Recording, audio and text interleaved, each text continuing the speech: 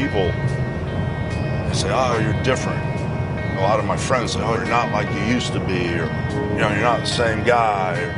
Your ex-wife, your 52-year-old wife living with an 18-year-old boy, if that would have been back in the day, we'd have never seen him again. When you get done with him, Hogan, he'd have spent the rest of his life in a wheelchair. And I said, guys, I'm not the same guy. Maybe you don't recognize me, but this is the real me. This is who I am. This is really me. This is what I've been all along. I just didn't know it.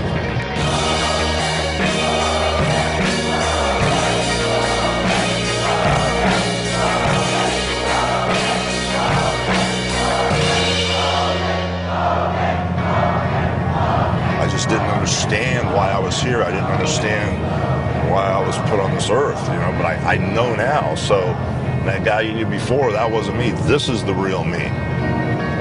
If I had to put a title to the second part of my life, the title would be The Real Hulk Hogan, because this is the real me.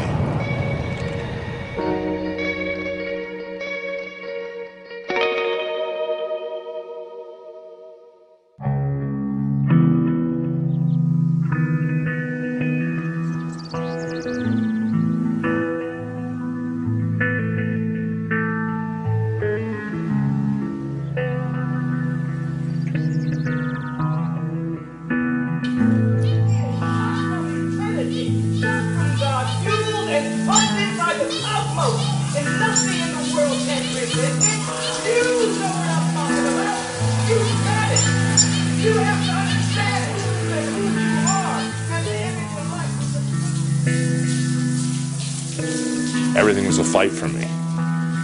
I lost my family. Financially, I got destroyed. And everything I ever saved, I lost because of a bunch of situations, Even though the divorce is over, it's like the gift that keeps on giving.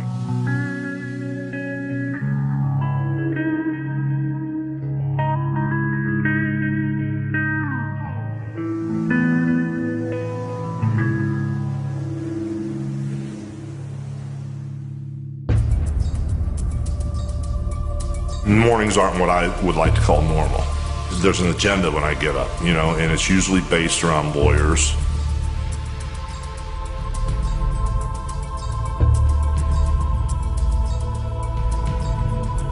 My son and I have been left alone in the civil lawsuit. My ex-wife is out of it.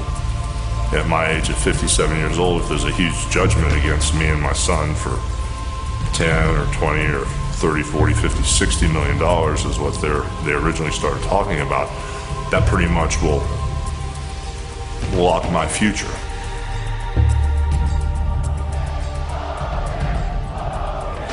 Now I'm not a millionaire now, that's for sure.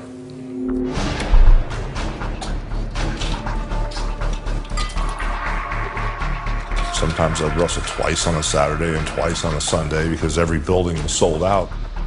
Flying 300 days a year and sometimes wrestling 350 to 400 times a year. I lived it, man. I did everything. I gave up everything to be a wrestler.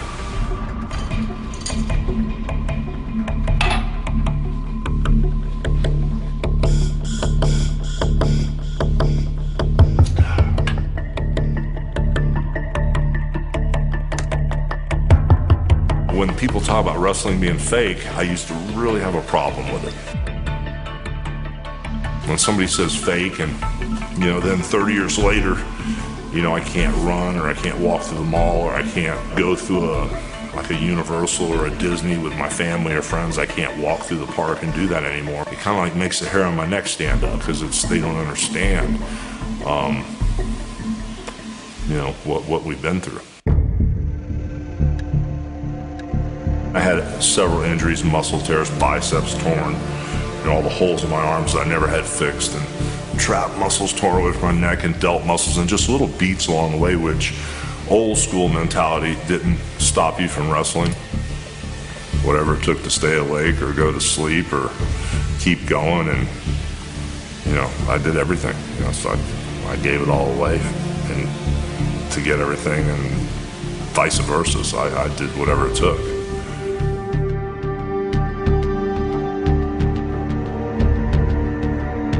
If I had to play it back again, and I could be just a normal person, you know, and healthy and have that perfect family. I've lived about 3 different lives in this one life, so I wouldn't give it all away.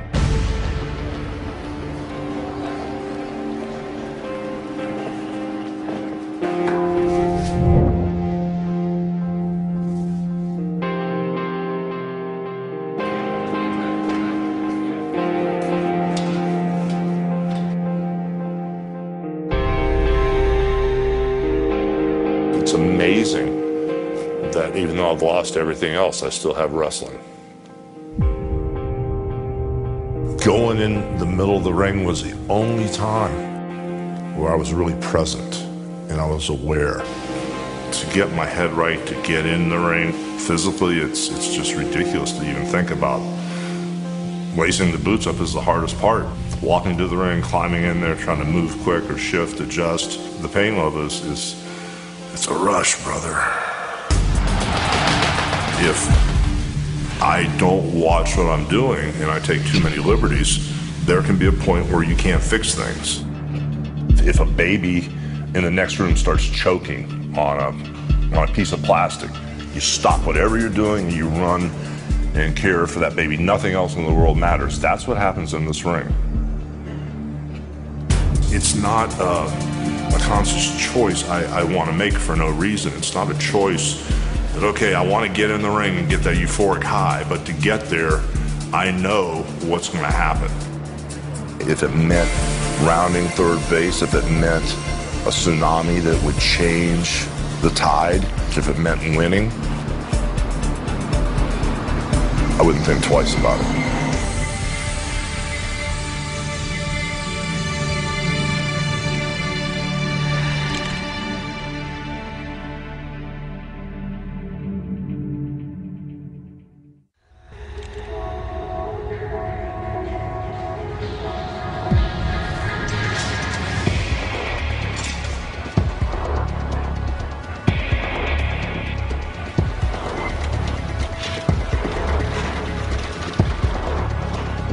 There was a whole period of time where I was someone that I didn't know.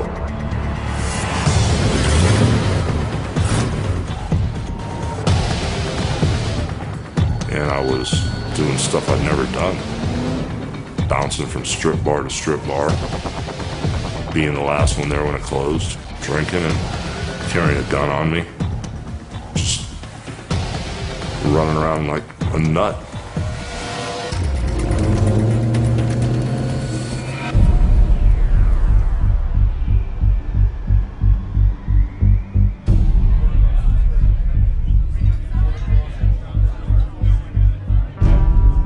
It just was a situation that things I did may not have happened if I would have had someone that, you know, actually touched me and actually said, I loved you.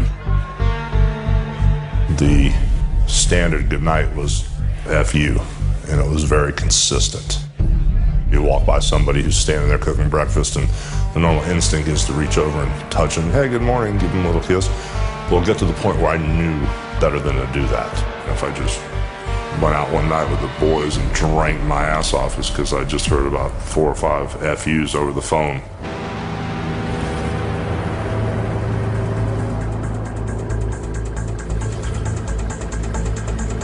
The outcome was supposed to be retired with my ex-wife Linda in Hawaii and just sitting on the beach drinking wine and throwing the empty beer cans at the kids when they walk by, the teenagers. Get out of my way, you know. And all the money I saved, I dreamed I'd just be on the big island and then flying back to the mainland and see my kids every once in a while. I just thought I had a wife that loved me unconditionally, and I thought that after everything we'd been through, the fights and the traveling and how hard we'd worked, I never dreamed that I would grow old with her. I never dreamed that I would be by myself. The Linda that I knew and I met was fun and, you know, was always the life of the party and Always the first one to get up and dance, always. She was real good at being Mrs. Hogan, real good at building a home and a lifestyle and a type of ambiance, mystique that people thought, oh my gosh, this is the way Hulk Hogan should live. I made hundreds of millions of dollars, had the perfect family, the perfect situation, but it was unwinding. My ex-wife was unhappy. I don't think she ever was happy.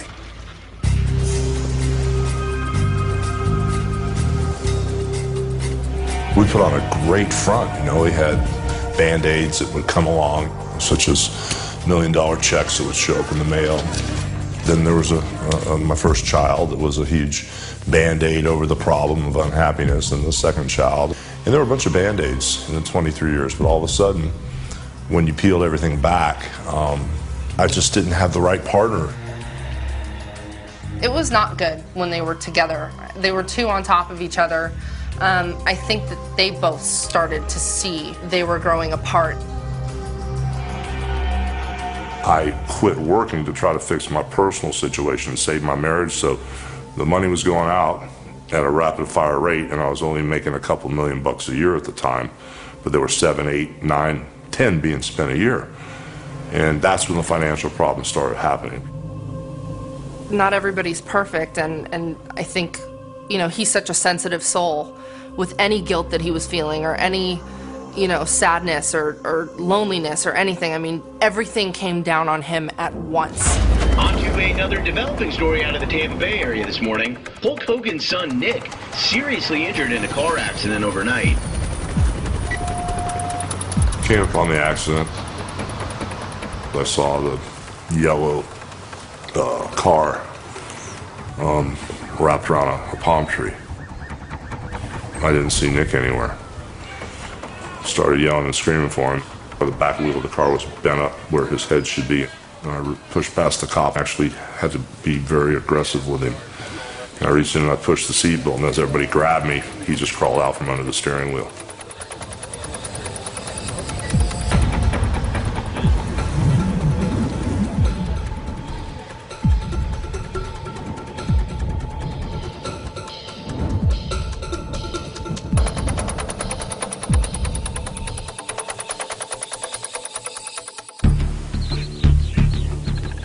I'm not real good sometimes when things hit me and I don't understand why. I got a phone call and my attorney said Linda filed for divorce. That's when it was like a kick to the head from a mule. When I came here, it was tough because everything was gone. When I came home and came to the back door, there all those dogs rushed up to you. They weren't there. So I went up to Brooks' room. The room was empty. And nothing in the closets, and it was kind of like, whoa, okay. All right, this is different. It didn't really click. And then when I went up to my wife's bathroom, she had a lot of stuff in her closet, and it was completely empty. And when I called everybody's phone, nobody would answer. None of it seemed real. It was like someone else in someone else's situation. I was, you know, out of my mind, and it wasn't good at all. I had 3 really rough days in this house where, I could have killed myself. My friends kept calling me, and I was doing really good. I was kind of like BSing everybody. I wasn't doing well at all. I would just look at the mirror, and my thoughts were, you don't look like you. I switched into that real barbaric mindset of, I need a drink, that wrestler, whatever, tough guy gimmick or whatever. I just went and got this gallon or half a gallon. It was a big bottle of the Captain Morgan 100, and just chugged it. It just was like brutal to drink it. It's like drinking gasoline. The higher I got, my mind started compulsive thinking. I just didn't understand why they left and where they went. And Nick or Brooke or my wife, no one would answer the phone for days. I started digging through the drawers and figured maybe she wrote something down, a reservation or something. And what I did find was a bottle of Xanaxes. And I don't mean the little ones. In the wrestling business, we call them the totem poles, the big long sticks. I ate 2 of them. And then the next thing I knew, I had this gun in my hand. I stared in the mirror so long, I kind of...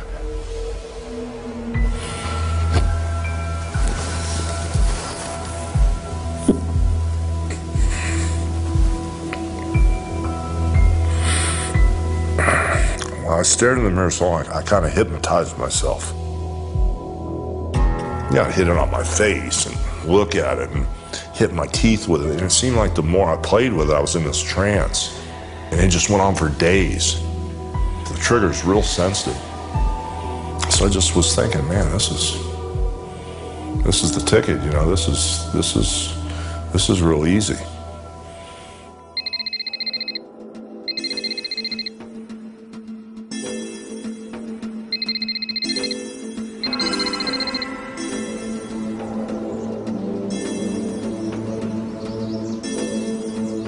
I got a call from Layla Ali, and I didn't know her very well. I knew her father real well.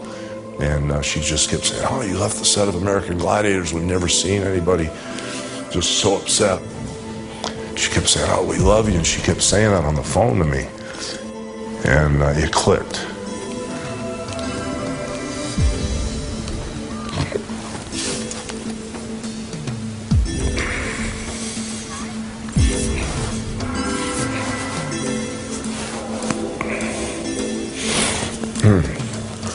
Something in my head clicked, and I couldn't get out of this house fast enough, man.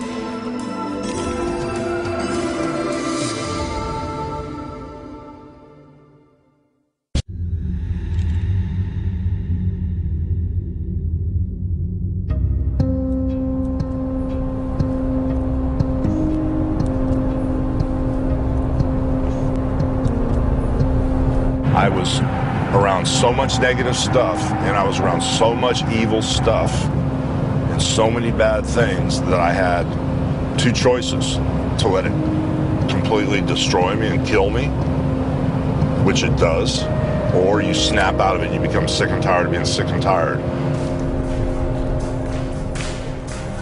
Hi, can I give you a hug? How you doing? Good to see you. Good to see you too. Nice to meet you, What's up, brother? How you doing? Everything good, man? What's up? What's up, brother? Moving on.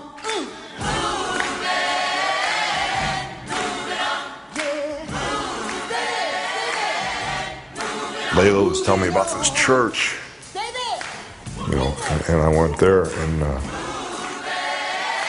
it pretty much changed everything. If I wasn't here right now, in the moment, walking in this light, walking in the Spirit of Christ, I would be dead or in jail.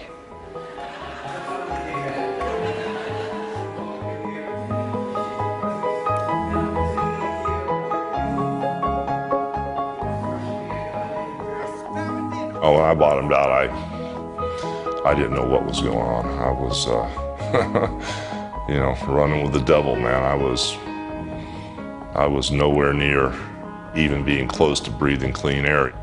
What we're gonna be and have and do, a lot of people that used to know me, or maybe they think they knew me, I can't explain it to them. As the next few years unfold, your life will be the explanation. How you live your life, what you talk about, how you express yourself. It will be evident. Meeting Michael Beckwith and, just getting an understanding of why we're here made me a completely different person. I'm not the person that's going in that direction. I'm going in the other direction. When I'm going through something that I think may be the hardest thing I go through, I look at what my dad has been through and how he's come out of it, and I know that I'm a wuss compared to what he's been through.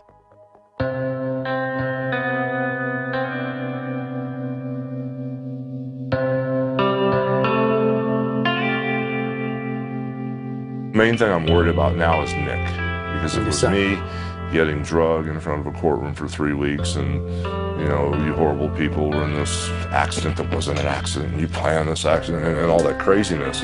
With me, I'd survive, brother. You know, I'm cool. I'm already there. I'm already dialed in, and so it's all right already. You know that. And I just worry about Nick, so I just caught myself getting tangled. And yeah, that's the father. That's the father. Yeah. Because you're not just going to get it and just stay there. Yeah. You know, when somebody touches that button within you, that's an indication, that's an area that needs to be healed. Well, I'm just getting started. I now understand that everything I have is inside of me.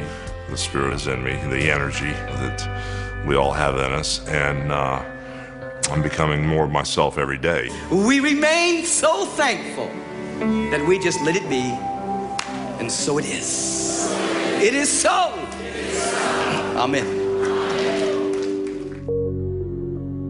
I've changed my thinking. And the moment I changed my thinking, good things started to happen.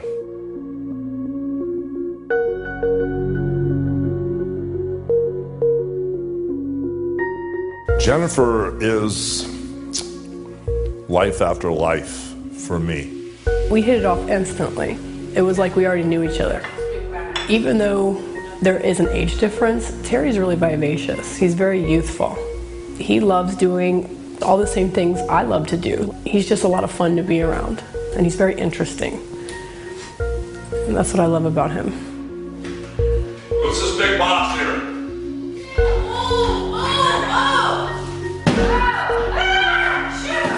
I learn every day from watching her and her being real consistent. She's just a constant with being positive. I actually rolled out of bed today, and as I rolled out, I didn't keep my knees together. And I rolled out and I went, and I dropped the F-bomb. She grabbed me, she goes, "You don't start the day out like that." She goes, "You start the day out by putting your feet on the ground saying thank you." We're each other's best friends. You know, we talk about everything, and we have courtesy for each other, and we never yell at each other. I had been my whole life around such a negative situation, you know, and the cussing and the screaming and the yelling, that one of the first things I did after meeting Jennifer was I went to both of my kids and I apologized to my children. And I said, "God, please forgive me. I'm so sorry for what you witnessed and what you experienced, the screaming, the yelling, the cussing. That's not normal. You guys can break the cycle." He just came in and gave me the biggest hug, and he's like, you know, no matter what has happened, no matter, you know, what's gone on, I want to explain to you why I messed up. I was in a different place in my mind. I was heartbroken myself. I was lost. I didn't know what I was doing. When he came to me and he told me that he was sorry and that, you know, I was his #1 girl, I was happy.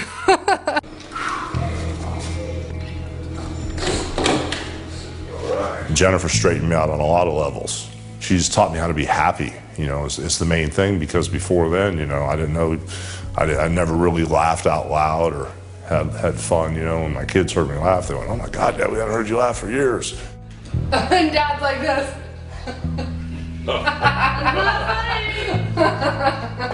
Dad. He wakes up and he's happy, and there's a million terrible things going on, but he's happy, and he's, you know, the most important thing to him is giving me a hug in the morning and, you know, petting the dogs and feeding the squirrels outside. I mean, it's like watching a brand new baby. That transition saved my life. It really did, because I changed my thinking.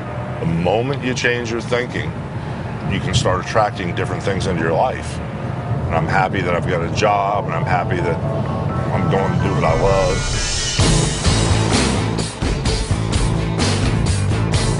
4 months ago, a lot of excitement and buzz started happening in our company. At Madison Square Garden, Hulk Hogan shocked the wrestling world when he announced me and TNA as his new wrestling partner. This is me, some shape, form, or another, the involvement, the vibe, man. This is back on track for me. You know, there's a lot that I have to go through to get here, but I'm here in the beginning stage. The first time we talked on the phone after he had made those changes, it was so evident to me, you know, that I was talking to a very different person. When Dixie talked to me, I took a good look at the product and I went, you know what, man, you guys are doing a lot of things right. And then the more I watched and the more I talked to Dixie, it all made sense that this is where I should be. This is the logical extension of what I should be doing. This is the future, not only of me, but of wrestling. I don't think he realized what kind of impact this opportunity would have on him. He's seeing how he can contribute on so many levels that he's not been allowed to in the past. When I worked at different companies like with Ted Turner and with Vince McMahon, I never enjoyed going to work. It was a labor, and it wasn't a labor of love. Here, I'm driving, coming to work, and I'm excited about getting here. Good morning. Good morning, how are you? There is a part of this that's new. It's hard to give Hulk Hogan anything that's new. But there's a part of this that's new, and you combine that with the impact he's having with all of our wrestlers, and it's a recipe for a lot of excitement and energy for him. He will go on to give Jeff the barbed wire bat, tell him to use the bat to put an exclamation point on the end of the sentence. At that point, Ric Flair will low blow the Pope from behind. Low blow from the gimmick. You can't go anywhere with it. We just take his knee out. Makes it more serious. Yeah. I like it. There's this vision of being back on top, really getting my life back on track. Oh, there it is. There it is. Got somebody shot. We've been seeing it for years. There it is. And the vision coincides and it parallels my personal life being back on top, financially being back on top, relationship-wise being back on top, spiritually being back on top. The stuff that doesn't really matter, the legal stuff, the financial stuff, all those things used to be like tombstones, you know, when they were just like death marches or death urges. But now that I'm getting pulled by this crazy energy, I'm getting pulled in this unbelievable positive direction, those tombstones are now like stepping stones. His participation and the impact he is having with our company is on such a different level, because he's so open and energetic and free of a lot of what's been holding him down for so long. I let go. I surrendered. I said, okay, fine. You know, I'm not going to fight over that stuff anymore. I know that the plan is already in place, and I just need to walk in those footsteps. I've been to all the big shows. I've been to the dance. This is really happening. This is going to be not really competing with the WWE. We're going to put out a better product. People have worked hard to build a foundation here, but you needed some new energy and new people coming in here to take that one-dimensional plateau that they were stuck on and take them to higher ground.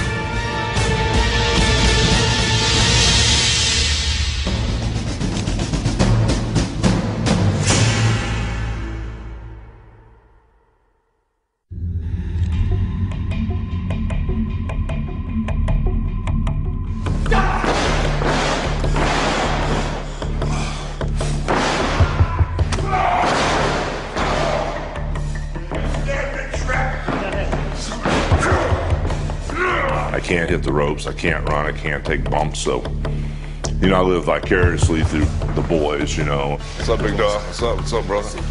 You guys good? Very good, man. Young and healthy, man. Damn. You know, I still get a rush. Every time I touch the ring, I get goosebumps, you know. This is my lady here, man. This is what turns me on. You know, I do miss the rumble part. The stuff looks great. You guys look great in there, but even like the head scissors, instead of just laying on your elbow, hit that leg, you know, like I was watching the girls last night. But take your time, because all that stuff looks so good. The majority of the time when I come back from the ring, I need something fixed.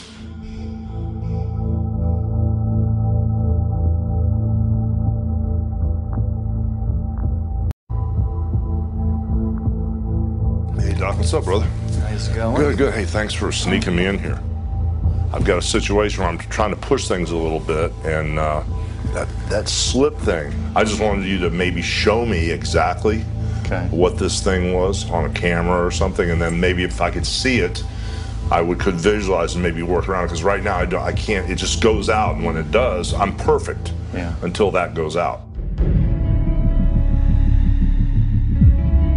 I ran hard for a long time, you know, and I was kind of like, in some circles, the leader of running hard. Physically, you pushed yourself even when you're hurt. I think this is the only business where you learn to work hurt. I mean, really hurt. You go beyond human capabilities. I was always afraid to stop because I didn't want to be replaced. I didn't want anybody to figure out what I was doing, and I wanted to get so much distance between what they would call the so-called number two that nobody could even see my taillights. You've got multi-level degenerative changes. You know, you put a lot of wear and tear on your back. You get a little genetic predisposition to arthritis in the spine. But all of that's allowing bone spurs to grow, compressing all the nerves in your back. And to do any more surgery on your back, it's really going to require something open, something like a fusion, bolts and screws. And, you know, if you're cautious in the gym, frankly, if you stay out of the gym, we'll be able to buy you an awful lot of time. I can't do that. Well, I'd like to see you try to do that. Usually, I have to sit in a chair, you know, outside the ring. Just lock up, just grab a headlock. It's a rare occasion that I'll roll in that ring because if things aren't kicking in, I can't get in there because my joints hurt so bad. But if I got my 5-hour energy going and my cups of coffee and the Arthurtec pills I take and the Celebrex and everything else, you know, that the doctor usually shoots in my back for pain. If it's a good day, sometimes I'll roll in there. Let's lock up, bro. Throw that on him, come right in here. Just right. I've already been told that if it gets too bad, you break anything else, or you destroy your spine anymore, we need to do 3 surgeries. The big surgery that we need, you won't live through. We can't take anymore. We can't take anymore. But look how much bigger that hole is than that. Can't they make it that big? I understand, but if we take too much bone out of that one site, that can create additional instability, and then the fusion is going to be necessary. We've got to be responsible with how much bone we take out.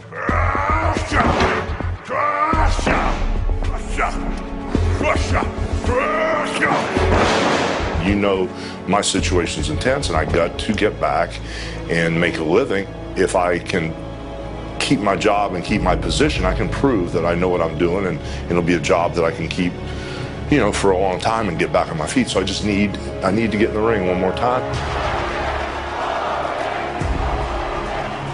I was dazed. I was overwhelmed. I was attracted to the light. It was just like a huge fireworks that were constantly blowing in my face, and I was just kind of like hypnotized into keep going. It was so intense.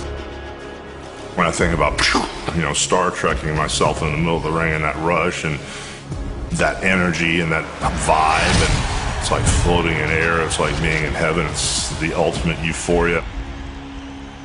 Sometimes I space out, picture myself, and I go, oh, wait a minute.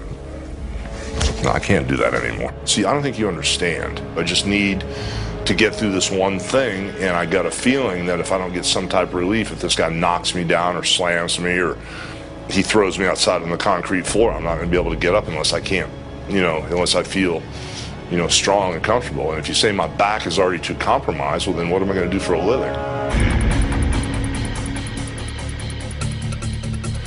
There's a reason you're here, because you guys are nuts, of course. And it's in your blood, man, so it's really cool to see it. I just keep doing it, man. Thanks for letting me come down and hang out. This is my life. This is something that's been a part of me for so long, and I tried to ignore it, tried to put it in a second position, but none of that stuff worked.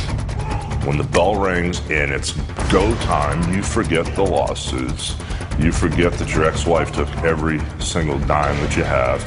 You forget that sometimes your kids won't talk to you on the phone. You forget any problem or anything good in your life, and you're just there.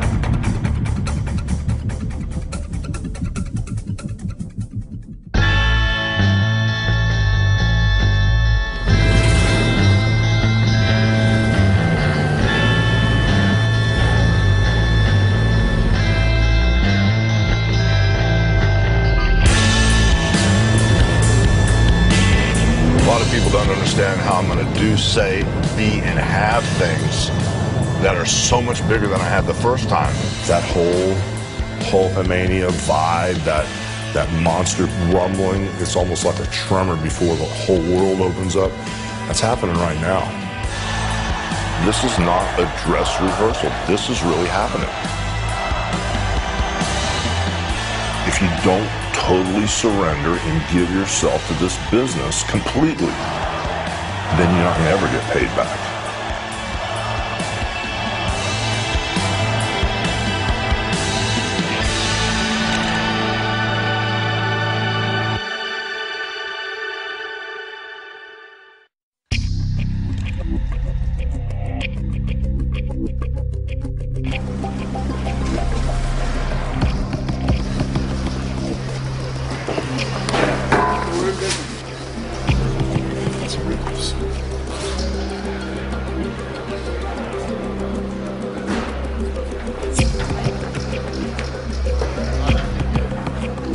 Before I was Hulk Hogan, I knew what it was like to be normal.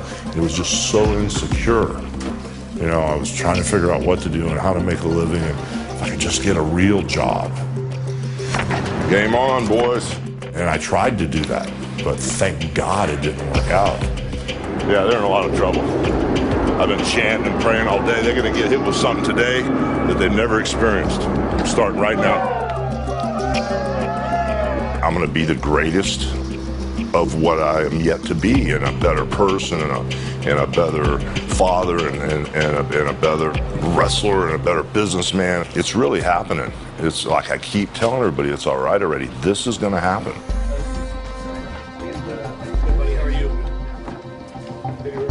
I feel like his purpose hasn't even been fulfilled yet.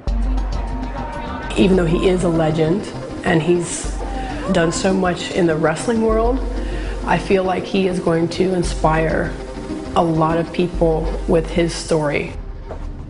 I was trying to tell him, it's time for you to rewrite the ending to your legacy.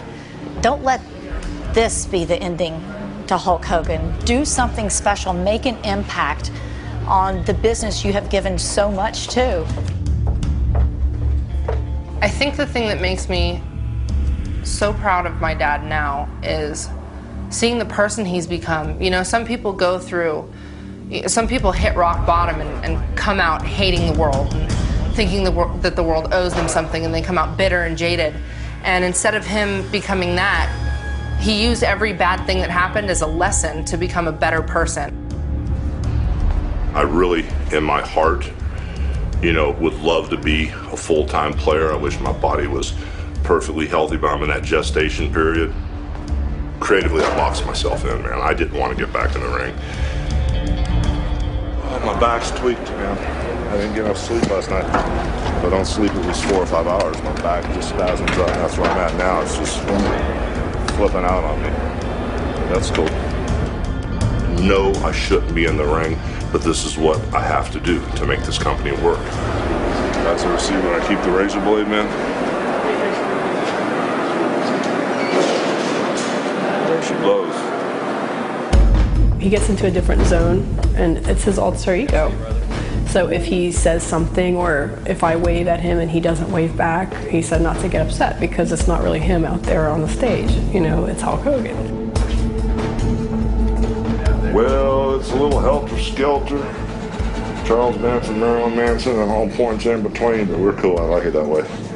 I like it, man. It's all natural. People can't think too much. I don't want to think.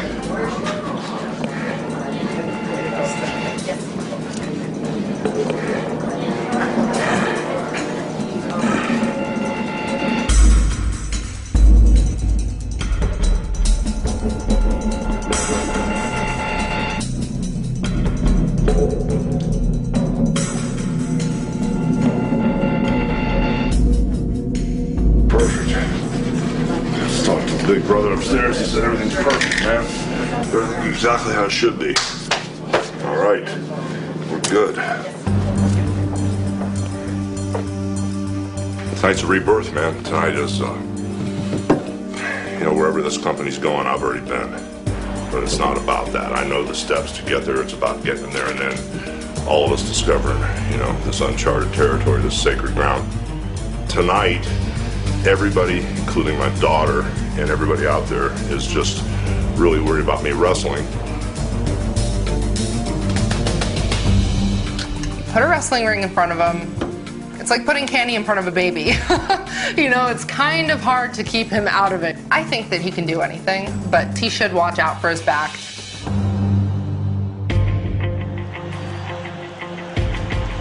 This atmosphere is that energy thing, man, that I love. This is me, you know. It's kind of like this is a foundation. Don't hurt the old man now. Don't hurt the old man. Save me, right? Yeah, you got my back? I got your back, man. That's love, brother. All right, bro. Same here. Thank you, brother. Always. This is the first time I've ever said it. I've got a little spooked right now because Flair, I know like the back of my hand. But with all the guys coming down to the ring and all the craziness, I can't get up a certain way. I really shouldn't even be falling down. We're gonna learn on the run tonight. This is gonna be an education for everybody. Do it, Big Daddy. Hey, brother. It's all you, baby. It's all you. It's all good, man. In the first half of the game, I didn't create it. I wasn't aware of what I was doing. And I lost it all. If it comes from in here and I create it from here, I've got all the tools I need to make things perfect. And that's what I'm going to do from my personal to my business to my physical health to my spirituality. I want to live in abundance, and that's what's happening this time. This is about making history. This is about raising the bar to another level. I'm going to find out which one of these young kids or how many of these young kids can follow my lead, because we're on the fly now. This is an audible, brother, at the highest level. I hope they can follow it. I hope I can keep up. It's going to get crazy, brother. Just watch this. Everything that I thought was the total end of my life has now become a new beginning.